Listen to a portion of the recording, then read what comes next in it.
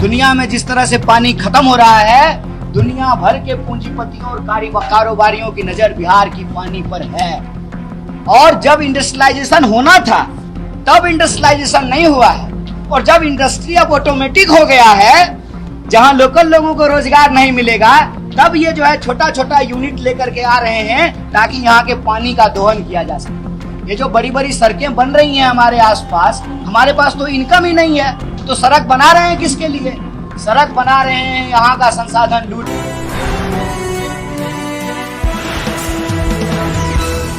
तो आप सबका बहुत बहुत धन्यवाद, और मैं माफ़ी चाहता हूँ। प्रेस कॉन्फ्रेंस 1 बजे शुरू होनी थी, लेकिन आज हमारी यात्रा पदयात्रा थोड़ी लंबी थी और रास्ते में कई जगह अलग अलग विधानसभा और ब्लॉक के जो आए हुए लोग थे वो स्वागत कर रहे थे। मंदिर जाना हुआ, मजार पर जाना हुआ, गुरुद्वारा जाना हुआ, तो थोड़ी देरी हुई है, इसके लिए मैं आपसे माफ़ी चाहता हूँ। दूसरी बात कि ये प्रेस कॉन्फ्रेंस हम लोग पलायन रोको नौकरी दो यात्रा की तरफ से करते हैं रोज, और आज हमारे लिए बहुत खुशी की बात है कि हमारे राष्ट्रीय नेता और मीडिया डिपार्टमेंट के चेयरमैन पवन जी मौजूद हैं, अभय जी मौजूद हैं, साथ में जो है हमारे प्रवक्ता हैं स्टेट के, नेशनल के, और तमाम नौजवान साथी मौजूद हैं। तो इस यात्रा की प्रेस कॉन्फ्रेंस में जो हमारा मेन मुद्दा है, पलायन का सवाल, नौकरी का सवाल, शिक्षा का सवाल, सामाजिक सुरक्षा का सवाल, उसको तो उठाते ही, लेकिन जिस भी ज़िले में जाते हैं उस ज़िले से जुड़ा हुआ जो स्थानीय सवाल होता है उस पर भी बात रखते हैं। मसलन जब भितिहरवा से यात्रा शुरू हुई तो पहला प्रेस कॉन्फ्रेंस जो है वो पेंडिंग भर्ती के ऊपर किया गया। आप देखे होंगे, अगर आज हमारी यात्रा को आपने कवर किया होगा, तो आगे आगे नौजवान चलते हैं जिनका भर्ती कंप्लीट हो गया, सब कुछ हो गया, फिजिकल हो गया, मेडिकल हो गया, लेकिन उनको ज्वाइनिंग लेटर नहीं दिया गया है। ऐसे 1.5 लाख से ज़्यादा स्टूडेंट हैं, वो लोग हमारी यात्रा में चल रहे हैं। तो पहला दिन उनका प्रेस कॉन्फ्रेंस हुआ।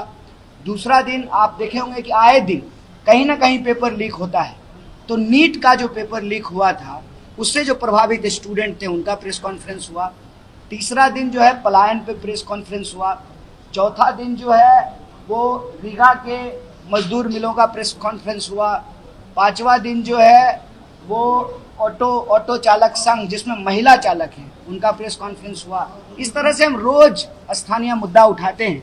और आज जो हमारे शिक्षक साथी हैं कहते हैं कि बिना गुरु के भारत विश्व गुरु कैसे बनेगा, और गुरुओं की हालत क्या है? गुरुओं की हालत ये है कि आप उनको उनका दक्षिणा नहीं दे रहे, उनका बेसिक जो है, जो उनका अधिकार है वेतन का, वो नहीं दे रहे।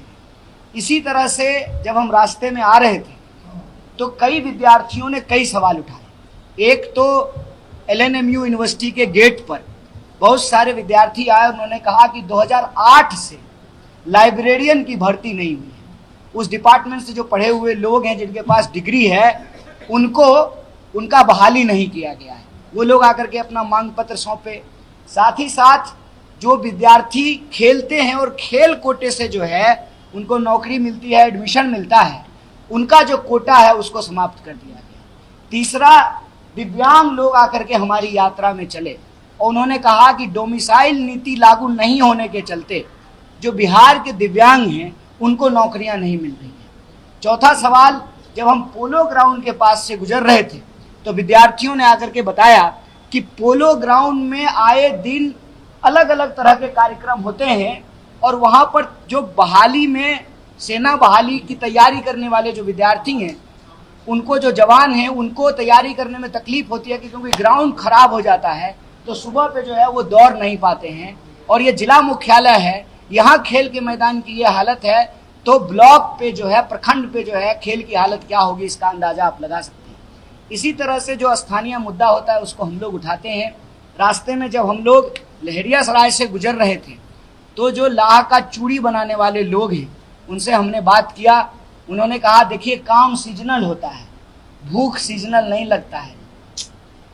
कितनी गंभीर बात है कि बहुत सारे ऐसे काम हैं जो सीजनल होता है, लेकिन भूख तो 12 महीना लगता है। और जब आप एक एक चीज को देखेंगे बिंदुवार, आप बिहार में शिक्षा का इंफ्रास्ट्रक्चर देखें, आप बिहार में रोजगार की स्थिति को देखें, यहाँ के जो कामगार हैं उनकी स्थिति देखें, यहाँ की जो सड़कें हैं, गलियां हैं, उसकी स्थिति देखें। दरभंगा कोई आज का शहर नहीं है, कबीर विद्यापति का जो है भूमि है ये। और हम लोग अक्सर उनका गाना सुनते थे, उगना रे मुर्कतो गले रे उगना। और आज स्थिति ये है कि उसी दरभंगा के लोग पूछ रहे हैं कि नौकरी रे मुर्कतो गले रे नौकरी। और पलायन इतना बड़ा दर्द है कि 2 करोड़ से ज्यादा, ठीक कहा आपने, 2 करोड़ से ज्यादा लोग बिहार के पलायन कर चुके हैं। सरकार दावा करती है कि सब कुछ ठीक हो गया, ब्रिज बन गया है, सड़कें बन गई है, बिजली 24 घंटा आ रहा है, सब कुछ ठीक हो गया है, तो लोग घर क्यों छोड़ रहे हैं? और ये खुशी में पलायन नहीं कर रहे हैं, ये कोई बाबा धाम की यात्रा नहीं है, ये कोई हज की यात्रा नहीं है कि हम पुण्य कमाने के लिए जा रहे हैं। ये मजबूरी में की जाने वाली यात्रा है। ये पलायन फोर्सफुल है, मजबूरी में लोग, कोई नहीं घर छोड़ करके जाना चाहता है।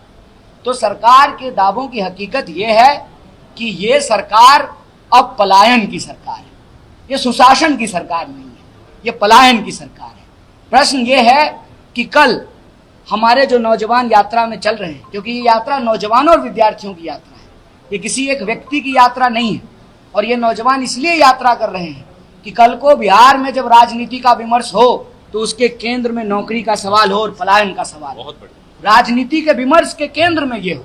और हमारी कोशिश बस इतनी है, जो हम तमाम कांग्रेस से जुड़े हुए लोग हैं, कि जैसे आजादी के आंदोलन में कांग्रेस पार्टी संघर्ष का एक मंच था, देश को आजाद कराने वाले उस मंच से जुड़ रहे थे और स्वराज का सपना लिए कोई हंसते हंसते फांसी के फंदे को चूम रहा था, कोई सत्याग्रह कर रहा था।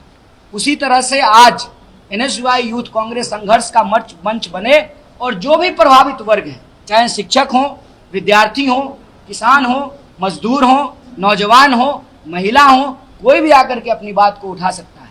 तो हमारी ये कोशिश का नतीजा है कि कई नौजवान आकर के इस यात्रा में जुड़े और कल हम लोग थाली बजा रहे थे। हमने कहा कि अगर थाली बजाने से कोरोना भाग जाता है, महामारी भाग जाती है, तो बेकारी भी तो एक महामारी है, थाली बजाने से भाग जाएगी। शाम तक थाली पीटते रहे, बेकारी भागी नहीं, क्योंकि थाली बजाने से कोरोना भी नहीं भागा था। आज जो है हम लोग झुंझुना बजा रहे हैं। झुंझुना इसलिए बजा रहे थे कि सरकार हमको हमारी पहचान के आधार पर लड़ा करके हमारे हाथ में नफरत का झुंझुना थमा देना चाहती है। रोजगार के नाम पे उनके बच्चे जो है BCCI में नौकरी पा गए हैं, देश से लेकर के विदेश तक। हमारे बच्चों को नौकरियां नहीं मिल रही है, तो उनको झुंझुना बजा के बता रहे हैं कि वोट तो हम ही देते हैं, तभी तो प्रधानमंत्री, गृह मंत्री और मुख्यमंत्री बनते हैं। आप हमारे हाथ में रोजगार के नाम पे झुंझुना थमाए हैं, तो हम आपके नाम पे आपके हाथ में झुंझुना थमा देंगे और आपके बच्चे अपने आप झुंझुना उनके हाथ में ट्रांसफर हो जाएगा। क्योंकि ना आप गृह मंत्री होते, ना आपका बेटा जो है BCCI का सेक्रेटरी होता। तो ये जो सवाल है, यही सवाल को लेकर के अलग अलग जिलों से होते हुए मिथिला की पावन भूमि पर यह यात्रा पहुंची है, दरभंगा की महान धरती पर यह यात्रा पहुंची है। और इस यात्रा को यहाँ के शहर के वासियों ने, हिंदू, मुसलमान, ब्राह्मण, दलित, हर जाति और वर्ग के लोगों ने जबरदस्त समर्थन दिया है। आप मीडिया के लोग भी लगातार यात्रा को कवर कर रहे थे, इसके लिए हम आपका बहुत बहुत धन्यवाद करते हैं। कोई यात्रा से जुड़ा हुआ अगर प्रश्न हो, ये निवेदन है। बाकी जो भी आपके राजनीतिक सवाल हैं, चुनावी सवाल हैं, और हम सब सवाल का जवाब देने वाले लोग हैं। हमारे प्रवक्ता रोज टीवी में जाकर के सवालों का जवाब देते हैं, पवन जी जो है रोज सवाल का जवाब देते हैं। जब चुनाव होगा, चुनावी बात होगी, महागठबंधन की बात होगी, सरकार की बात होगी, वो प्रश्न का जवाब हम उस प्रेस कॉन्फ्रेंस में देंगे। आज यात्रा से जुड़ा हुआ अगर आपका कोई प्रश्न है तो आप जरूर पूछें, हम लोग यथासंभव उसका जवाब देने का प्रयास करेंगे। बहुत बहुत धन्यवाद। आप कह रहे हैं शासन की सरकार नहीं, पलायन की सरकार है। आप बार-बार कह रहे हैं कि सरकार की गलतियों का नतीजा है जो पलायन का दर नहीं, तो पिछली सरकार का मतलब क्या? पिछली सरकार तो पिछले कई दशकों से जो है नीतीश जी मुख्यमंत्री, जहां तक हमको याद है, अगर मैं ठीक हूं, अगर गलत हूं तो आप करेक्ट कर दीजिएगा, 2005 में नीतीश जी जो है मुख्यमंत्री बन गए थे। 2000 तो 20 साल हो गया। कौन सी पिछली सरकार? पिछली सरकार अगर आप कह रहे हैं तो आप हमको बता दीजिए कि नेहरू जी के जमाने के बाद कितनी फैक्ट्रियां बिहार में खुली हैं। याद कीजिए, जूट मिल खुला था, कल ही हम समस्तीपुर में, तमाम जगह चीनी मिल खुला था। अभी भी चनपटिया का चीनी मिल बंद है, मोतिहारी का चीनी मिल बंद है, और पूरे इलाके में दोनों यूनिवर्सिटी जो है, दोनों ने 3 यूनिवर्सिटी घूम करके आ गए। बिहार यूनिवर्सिटी भी घूम लिए, अब LNMU के इलाके में घूम रहे हैं। एक भी ढंग का लॉ कॉलेज नहीं खुला हुआ। तो यूनिवर्सिटी खोला हुआ कांग्रेस का, फैक्ट्री खोला हुआ कांग्रेस का, बांध बनाया हुआ कांग्रेस का, पुल बनाया हुआ कांग्रेस का, और कांग्रेस का बनाया हुआ पुल आज भी चल रहा है।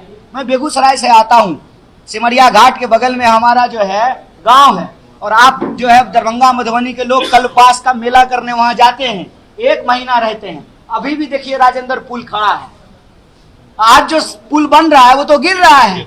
तो हमारी जो कांग्रेस की अगर बात कीजिएगा, लोग क्या है ना, देखिए सर, कांग्रेस ना एक उदारवादी पार्टी है।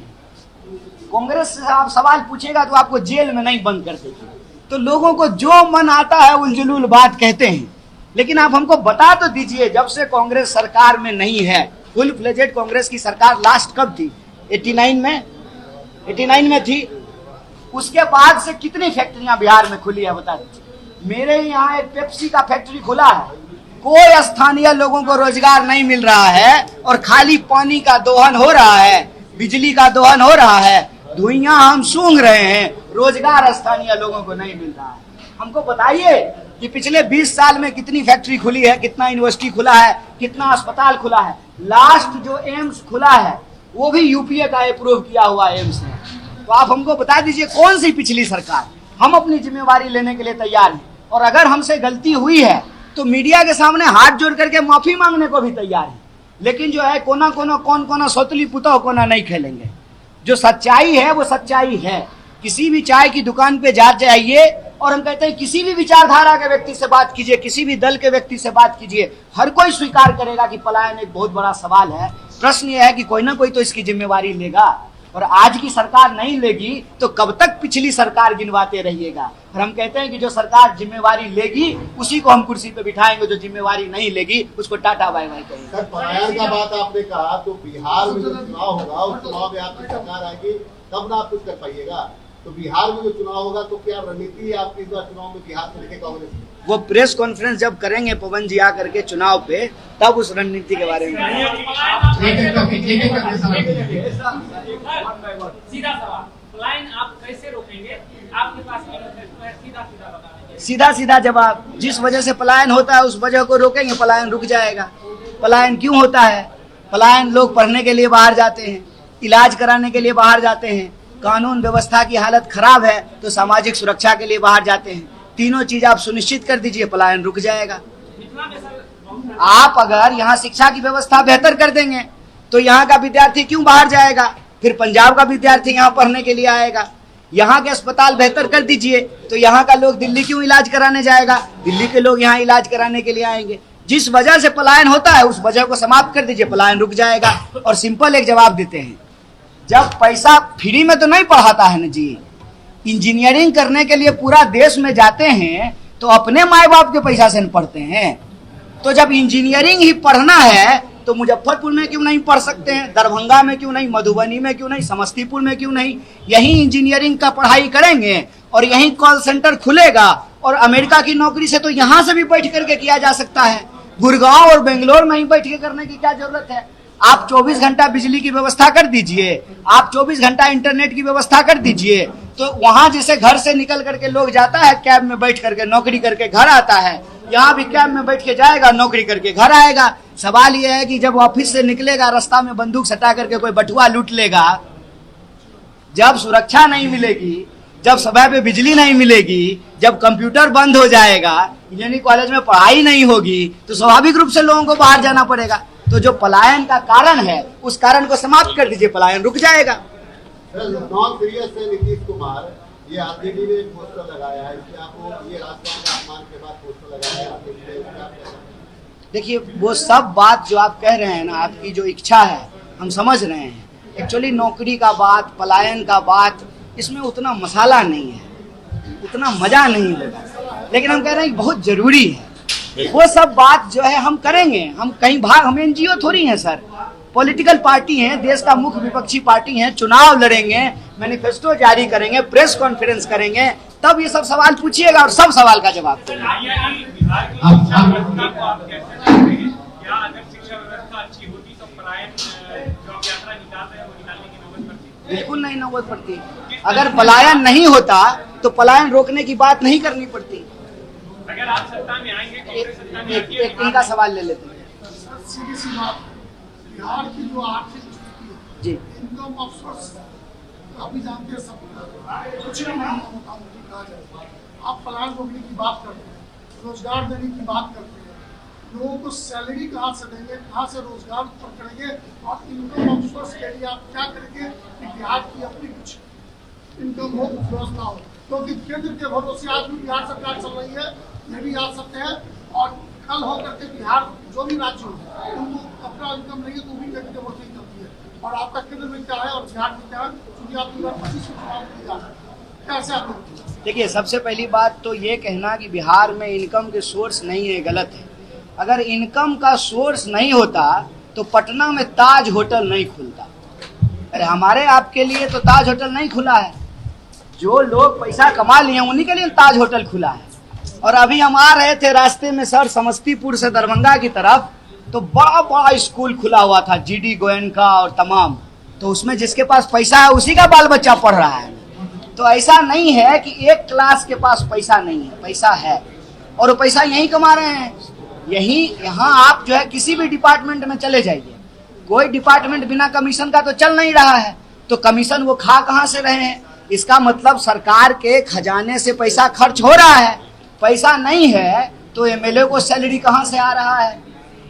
एमएलए को सैलरी आ रहा है ना, एमएलए के लिए घर बन रहा है ना, मुख्यमंत्री के लिए घर बन रहा है ना, जो बड़े बड़े कार्यक्रम होते हैं सरकारी, उसमें पैसा खर्च हो रहा है ना। ये प्राथमिकता का सवाल है सर, और प्राथमिकता का सवाल है, और प्राथमिकता जहाँ है वहाँ पैसा खर्च हो रहा है। हम आपको याद दिला देते हैं, अभी हमारी यात्रा ढाका से होकर के दरभंगा आई है। ढाका में भारतमाला प्रोजेक्ट बन रहा है। भारतमाला प्रोजेक्ट क्यों बन रहा है, किसके लिए बन रहा है? बिहार में जब कुछ है ही नहीं तो रोड क्यों बन रहा है? बिहार में है, बिहार में वो है जिसके लिए दुनिया तरसने वाली है। बिहार में है पानी, और पानी, याद कीजिएगा मेरा यह बात, एक प्रेस कॉन्फ्रेंस याद कीजिएगा, आज बोल रहे हैं, पानी पेट्रोल से भी ज्यादा कीमती होना है, क्योंकि पेट्रोल पीने से प्यास नहीं बुझती है। पानी की जरूरत सबको है। दुनिया में जिस तरह से पानी खत्म हो रहा है, दुनिया भर के पूंजीपतियों और कारोबारियों की नजर बिहार की पानी पर है। और जब इंडस्ट्रियलाइजेशन होना था तब इंडस्ट्रियलाइजेशन नहीं हुआ है, और जब इंडस्ट्री अब ऑटोमेटिक हो गया है, जहां लोकल लोगों को रोजगार नहीं मिलेगा, तब ये जो है छोटा छोटा यूनिट लेकर के आ रहे हैं ताकि यहाँ के पानी का दोहन किया जा सके। ये जो बड़ी बड़ी सड़कें बन रही हैं हमारे आसपास, हमारे पास तो इनकम ही नहीं है, तो सड़क बना रहे हैं किसके लिए? सड़क बना रहे हैं यहाँ का संसाधन लूट के लेके जाने के लिए। आपको क्या लगता है, मखाना पे भाषण लगा दे करके गए प्रधानमंत्री मस्का मार करके? अभी आपने जो है नाम लिया, जहम जहम चरण पड़े, एक बड़ा मशहूर किताब है बुद्ध के बारे में, जहम जहम चरण पड़े गौतम के। ये गौतम बुद्ध की बात नहीं, गौतम अदानी की बात हो रही है। यहाँ के संसाधनों पे नजर है। मैं चुनाव की बात नहीं कर रहा हूँ, चुनाव होगा तो इस पे बोलेंगे और एकदम धमक के साथ बोलेंगे। एन केन प्रकारेन साम दाम दंड भेद बीजेपी चाहती है उसका मुख्यमंत्री बने, और बीजेपी का मुख्यमंत्री बनने का मतलब है कि बिहार के संसाधन अदानी के हाथ में पहुंचे। संसाधन नहीं है, रेवेन्यू नहीं है, तो इंटरेस्ट क्यों है भैया? इतना इन्वेस्टमेंट क्यों हो रहा है पॉलिटिक्स में? पॉलिटिकल पावर को कब्जा करने के लिए प्राथमिकता का सवाल है। कहते हैं नीति बनती है जब नियत होता है। नियत होगा तो बिहार के पास क्या नहीं है? आप याद कीजिए 1952 का बिहार। 1952 का बिहार भारत का सबसे पिछड़ा राज्य नहीं था, दूसरे नंबर का राज्य था 1952 में। हमारा जो है पर कैपिटा इनकम आप उठा करके देख लीजिए। जानबूझ करके इसको बर्बाद किया गया है, जानबूझ करके जो इसको लेबर फैक्ट्री बनाई गई है। और मैं डंके के चोट पे कहता हूं, what Bihar has been serving to the country, India has serving to the world. हाथ में हथकड़ी लगा करके पंजाब और हरियाणा के मजदूर भेजे गए हैं ना, जो हमारे साथ देश के भीतर होता है, हमारे देश के लोगों का के साथ वो देश के बाहर हो रहा है। और यह जो डंका बजने की बात है, विश्वगुरु बनने की बात, ये सिर्फ प्रचार है। हकीकत ये है, वो कहावत है ना, घौर भूंजी भांग नहीं। जब तक आपके कोठी में अनाज नहीं होगा, जब तक आपके घरों में किताब नहीं होगा, जब तक परिवार के लोगों के बीच में आपसी मेल और सम्मान नहीं होगा, देश तरक्की नहीं कर सकता है। इसीलिए साजिशन बिहार को लड़ाया जा रहा है।